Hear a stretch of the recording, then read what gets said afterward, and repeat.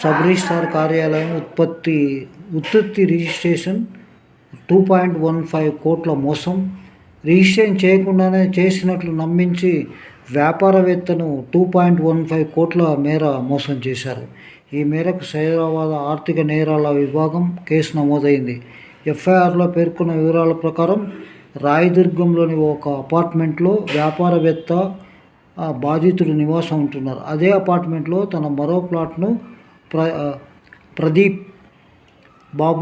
పాముల దివాకర్ బాబు పర్వతనేనికి అద్దెకిచ్చారు.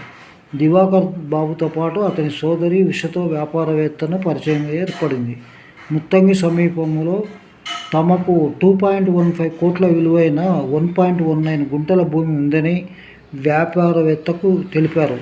తక్కువ ధరకే ఇస్తామని చెప్పడంతో 50 లక్షలు ఒకసారి, 1.65 కోట్లను ఒకసారి దివాకర్, ఉషా ఖాతాల్లో వ్యాపారవేత్త జమ చేశారు. మే 5న బాధితుడిని కంది రిజిస్ట్రేషన్ కార్యాలయానికి తీసుకెళ్లిన నిందితులు ఓ గుర్తు తెలియని వ్యక్తిని తీసుకొచ్చి భూమి రిజిస్ట్రేషన్ జరిగినట్టు నమ్మించారు. పత్రాలు ఇవ్వాలని వ్యాపారవేత్త కోరగా త్వరలో అందజేస్తామని చెప్పి నమ్మించారు.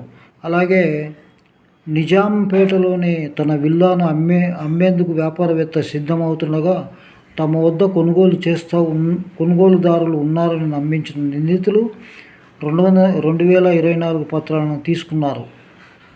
నకిలీ జీపీఏ సృష్టించి వ్యాపారవేత్తను సంతకాలను ఫోర్జరీ చేసి లింగారెడ్డి అనే వ్యక్తికి సేల్ అగ్రిమెంట్ చేశారు. ఇటీవల లింగారెడ్డి విల్లా స్వాధీనానికి రావడంతో వ్యాపారవేత్త అవాక్కయ్యాడు.